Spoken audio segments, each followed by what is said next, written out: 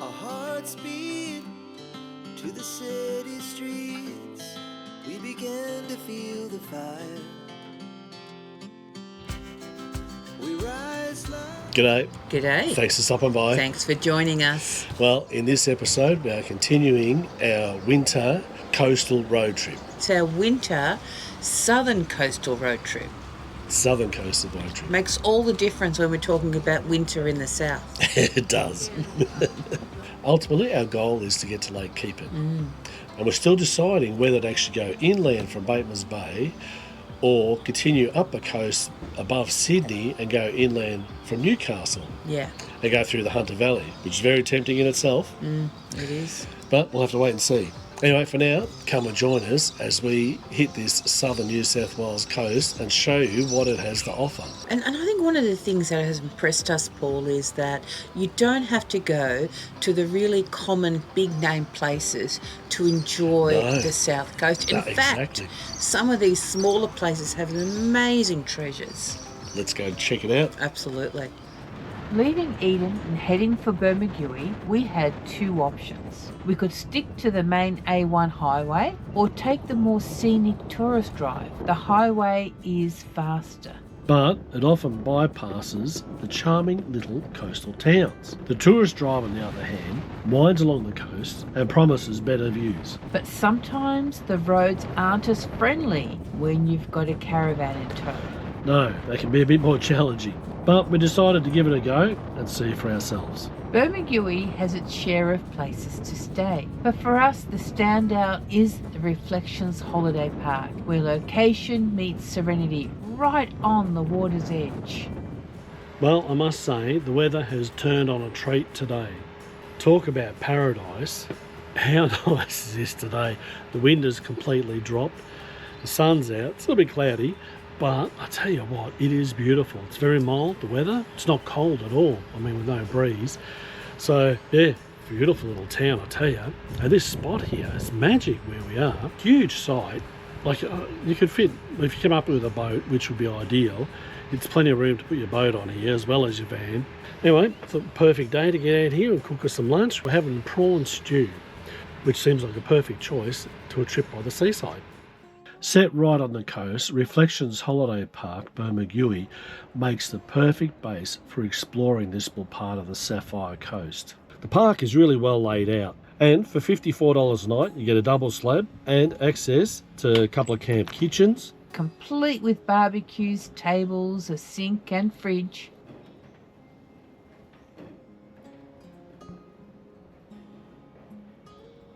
If you're not in a van or a tent, there are still plenty of options. These cabins look very inviting. The amenities block is spotless. And a laundry to keep you organised on the road. And of course, the dump point. Sun's sort of out, it's just a bit cloudy. It's actually quite mild. So, well, what is it? 27th of July. So towards the end of July, middle of winter, and it must be about 16, 17 degrees because you can feel a bit of warmth in the sun. And there's no wind. I imagine if it was a bit windy, you'd feel a bit fresher. But yeah, it'd be nice though to go and check out a bit of Bermagui today. But before we do, I must remember to unplug the car. It wouldn't be the first time that I've actually driven off with the power cord connected to the van. Oh. I use one of those solar batteries. It's one of the ones we got given when we tested it. And I've just kept it in there. I find it really handy to have. It means when the car's sitting still, I can still keep it charged up and keep the fridge running in the car. Rather than drain the auxiliary battery while it's standing still, then it gives me that extra bit of power. And it's handy when we're actually doing a bit of free camping, because what I'll do then is while we're driving, I'll plug the fridge into the auxiliary battery in the car, because while you're driving it keeps it charged. And then when we come to a standstill, I switch it over to this battery, which I can actually use a solar blanket to keep it charged up.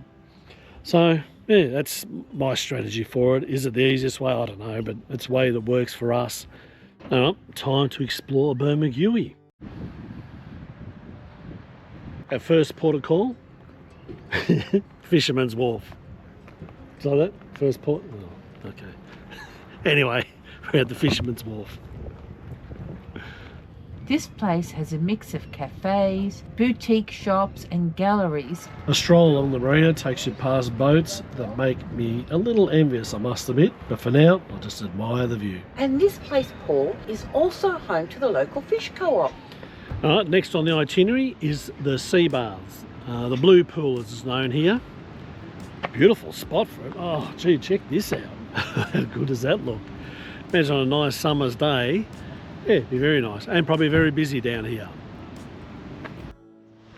Check out this. There's a whole heap of dolphins and seals down here just congregating down near the rocks here. It must be a haven of little fish or something. Obviously they're getting a good feed down there. But oh, check them out. I don't think I've ever seen so many in one spot. Oh, I'm trying to do this without slipping over anywhere and end up in the water myself. So, a bit of a trick getting down here, but oh, so worth it. I stand corrected. It's actually only seals, not dolphins. I saw the fins poking up, but it's actually the flippers from the seals.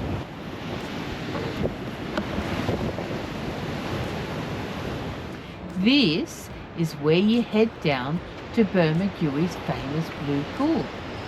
I think it's going to be a bit of an effort getting down there. Actually, more of an effort getting back up. That's going to be the challenge. All right, let's go have a look. Back here in the summer with the sunshine on it, you'll see why they call it the blue pool. Oh, yeah, I can imagine. Check out Bermagui's blue pool. A stunning natural rock pool carved by the ocean over time, with a bit of help from people. A reminder of how wild and beautiful this coastline really is. You can just spend hours watching the waves roll in. Well, the climb up is a bit of an effort, but I tell you what, it was so worth it. How nice was that pool down there, eh, Wayne? It's just so spectacular. When How they made that pool, Paul? tell me how they made that pool. Well, there was a While you guy. catch your breath. There was a guy who decided it'd be a really good idea to extend. It was already a rock pool, but to make it a swimming pool, one that was big enough for races and things All right. for the community. And so they got some grants here and there, and they raised some money, and they got dynamite and blew out the rest of the rock. Blew it up. They blew it up. There you go. Yeah, and they blew up the rock, and then they picked up all the rock, and then they threw it out into the sea. And yeah, and that's how it actually came to be. Obviously they've done some things like put edges on it and things, and tables and chairs now. But yeah, completed in 1939, including the dressing rooms. All right. Pretty cool. Definitely put it on your list when you come to Bermagui. Definitely. Just make sure you got some fitness. We're having a rest Taking a breather halfway up these stairs. up these stairs, and then we'll go again. Let's go. All right, let's do it. The next place we come to is Horsehead Rock, but Google takes you to this track that's supposed to lead out to it, but it doesn't. You can only come as far as this car park, and it looks like it's still miles away, but apparently it's only about 750 metres from here. There's a track that goes across from here over to Horsehead Rock. This one's actually Camel Rock Beach, surf beach. So anyway, we thought we'd have a look at both while we're here now. We were going to just come out to Horsehead Rock, but we'll have a look at both, Camel and Horse. Let's go to Horse first. Okay. Oh, well, it's a good day for it. Not a breath of wind, so it's very nice out here. So the track for the walk in, I mean, it's a reasonably comfortable walk. It's a little bit uphill, and there's a lot of routes across the track, so I've already tripped over a couple of them, but I managed to keep my feet, so it was good. But yeah, check out this spot. It's a beautiful area along here. How nice is this? I mean, couldn't have picked a better day. It's quite warm for middle of winter and not a breath of wind, so it's just magic. We really lucked out with this one. From above, Horsehead Rock really lives up to its name. A natural sculpture shaped like a horse, standing proudly against the rugged coastline. How nice is this spot here? I'll tell you, talk about paradise. It's one of the most beautiful spots we've come to along the coast so far, I reckon. It's beautiful, isn't Oh, it? just Yeah, it spectacular. really I mean, the is. weather does help. Yeah. I'm not sure how you're wearing a jumper still, but anyway. It's only an 18, Paul. It feels a bit warmer than that, especially without the wind. Yeah, the wind makes a difference. It's dropped. It just dropped. There's no wind whatsoever. But Great. it's a beautiful walk in here. I tell you, if you Yeah. come out of Bermagui, definitely make the effort to come out to this walk. Yeah. You do need a bit of mobility, bit of balance. Yep. A bit of grip, and Yeah, it's worth doing. it certainly is. Just to get this type of view. Amazing. Incredible. There's not enough superfluous, what do you call them? Superlatives. Superlative. Superlatives. Describing words. Yeah, that's it. Walking back along the trail, it is such a lovely way to end the visit. Taking in the views, and just off to the side, you catch a glimpse of Camel Rock too. Well, our time here at Bermagui has come to a close, and today we're off to a place called Potato Head. There's an eco camp up there that we were recommended to go to, so we're going to check that out today. I just got to hitch the van back up and we'll be on our way. When you do this as often as we do, it can be easy to become complacent, and that's when things can get missed. The trouble is with a caravan, the consequences can be devastating. So we try and stick to our departure checklist every time we hook up. And even with the checklist, we've still driven off with the step out. So had someone actually toot at us and say your picnic table's hanging open. And there's even been a couple of times early on where we forgot to take the handbrake off, not making that mistake again. There we go, that didn't take long. All ready to go. All right, we're off to Potato Point. At a little place just past Potato Point called Beachcombers Eco Camp, I think it's called. Yeah. So it's an off-grid style. There's a sustainable camp, so they're not on grid with their power. They do have power there, it's all solar. But it probably, as you said, Paul, it isn't even worth putting into our van. No, it's only 6 volts. So, 6 amps or something. Or 6 amps or whatever it is. Yeah. So I think we'd trip it out by just plugging the van in. Yeah. So we're not going to worry about it. We'll actually do a bit of unpowered camping up there. Yeah, I'm looking forward to it. The photos look really, really amazing. Yeah, so and looking forward to seeing this place. Yeah. Fortunately, we were able to squeeze it in, so Yeah. that's amazing. I'm looking forward to it very much. And it was recommended to us by someone on Facebook who'd been following this journey, and they suggested to go and check it out. Yes. So we were looking forward to it and see what it's like. Yeah, absolutely. Yeah. Yeah. Can't wait to share it with you. Let's go. Do it. It's only about an hour up the road and a very pretty drive.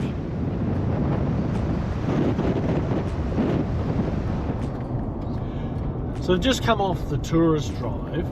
We chose to do the tourist drive instead of the A1 because we hadn't been that way before. I thought it might be a nice trip to go down there. And, well, it was. It was a very nice way to drive. It was. As far as taking the van there, it wasn't too big a deal. It was very hilly and windy, so we've probably used a bit more fuel going that way than we would have the other way. The speed limit on the tourist drive, I think, was 80 at the maximum at any one point. So for that most part of it, we could stick to the speed limit. There was a couple of times where we pulled over to let vehicles get past that we were holding up along the way, but it wasn't too bad. And it was worth it, Paul. Yeah, it was definitely worth it because it was a beautiful drive that way, It rather really than going was. on the highway here. And we got to see some of these more little towns that we not normally would have bypassed had we been on the Princess Highway all the way. Yeah, exactly. So yeah, definitely worth a trip. Yes. And if you've got a bit of time to slow down and enjoy the trip, if you're not heading from A to B in one shot, it's certainly worth the trip down there. Yeah, it is. I totally agree. Yeah. Narooma is another place we wouldn't have minded staying.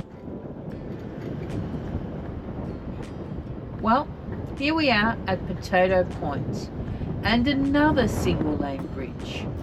The road into the Eco Camp is unsealed but in excellent condition.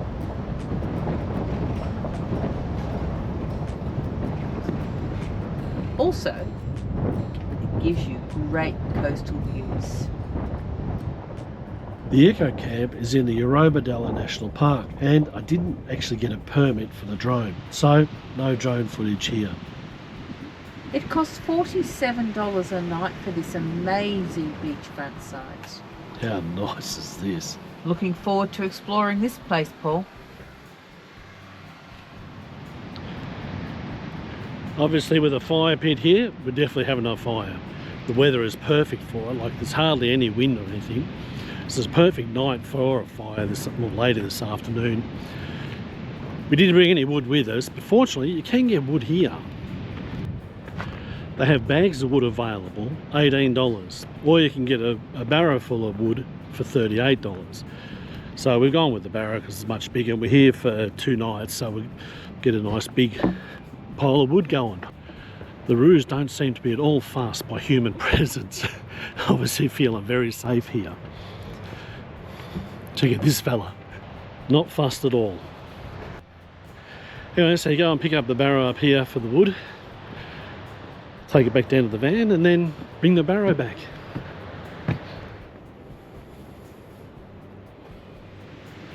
So we got our barrow of wood, and then when you think it doesn't get any better than this, we get a visitor. How casual is this little fella, just wandering around the van, barely fussed by us at all. They do warn you not to feed the roos or other animals, as they can become a nuisance and even become aggressive. I just can't imagine this fella being too aggressive. Sorry, mate. That kettle's full.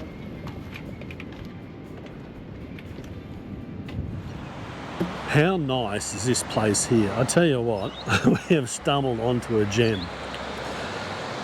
It's so beautiful here. Anyway, going to go for a walk along the beach now.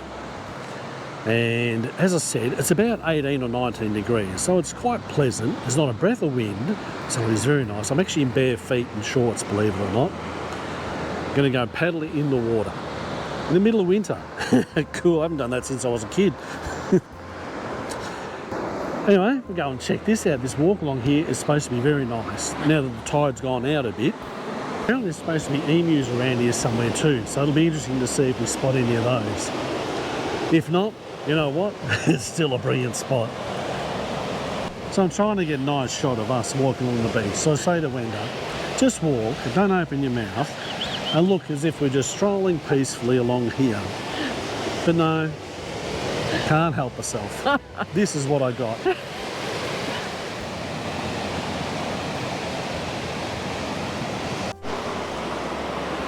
We've just had a very peaceful walk along the waterfront from the national park where we camped.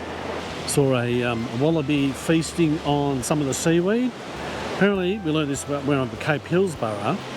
Apparently they get all the minerals and salts from the seaweed and I really love chewing on them. The walk takes you to another beautiful spot along the coast, Churros Head, where the Churros River flows into the sea. This area here is all underwater at high tide, so it's definitely worth doing at low tide.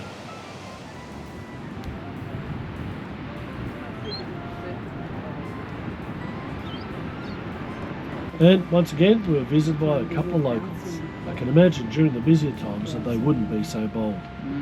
And now it was time to just sit back and enjoy the sunset. And what better way than this? Sitting by an open fire, looking out as the waves roll in. Well, we've struck gold. What a beautiful morning. It's not a breath of wind, sun's out, barely a cloud in the sky. Just hit the fire going. So, going to sit here and have our morning cuppa. Oh, what a way to start the day. So it seems Wenda and I have a different interpretation of cold. We have a different what? Interpretation of cold. I didn't think it was that bad. You know what, Paul? I don't think I could ever get sick of this. I could sit here forever. There's something magical about a sunrise over the ocean. Well, let's have a look around this eco camp here. It's completely off-grid. They generate all of their own power through solar, They collect and store all of their own water using a combination of both bore and rainwater. The amenities are second to none, spotlessly clean and modern. This is the ladies' amenities block. Beautiful and clean. And over here we have the showers. Again, beautiful and clean. So there is a guest laundry here at the Eco Camp with a couple of washing machines that cost $5 and a couple of dryers which cost $4. There is a camp kitchen with the usual gear and a pizza oven. You just have to book the pizza oven and they provide the dough and all that sort of stuff that goes with it. Do they? Yeah. I didn't know that. Yeah. They also have an inside camp kitchen which looks very comfortable and then opens up onto a balcony with great views out to the ocean. Oh, there's our van down there. Yep.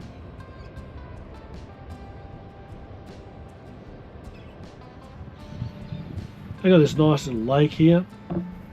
Seems like it'd be a good picnic spot. Playground for the kids. Very nice. I still can't get over how many rooms are here. I know, there's just so many. Oh, it's amazing. Alright, our time here at Potato Point is just about done. Wenda's got to see one person this morning before we hit the road, so she's set up for that. And while Wenda's doing that, I'm going to go and check out a bit of a rock ramble. Tell you what, it hasn't been a bad place to stop and rest for a while. Alright, well I'm going to go and check out this rock ramble.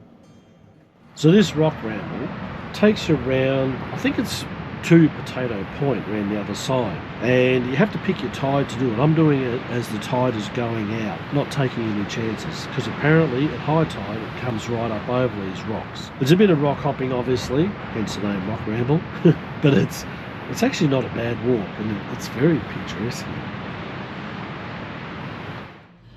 Alright, so we're ready to head off to Bateman's Bay. It's only about an hour up the road. Almost a bit sad leaving here, isn't it? It is a bit. It's been such a beautiful spot. I know. I'd love to have stayed here a bit longer. I know. But now we're off to Bateman's Bay. I hope you can join us as we continue this adventure on the southern coast of New South Wales. In winter. In winter. It's been an amazing trip so far. Yeah, it has. Oh, some incredible places we've found. Yeah. And So- it's a perfect weather for open fires, Paul. It is. Anyway, look forward to catching you next time. Thanks for stopping by. Bye for now. Bye.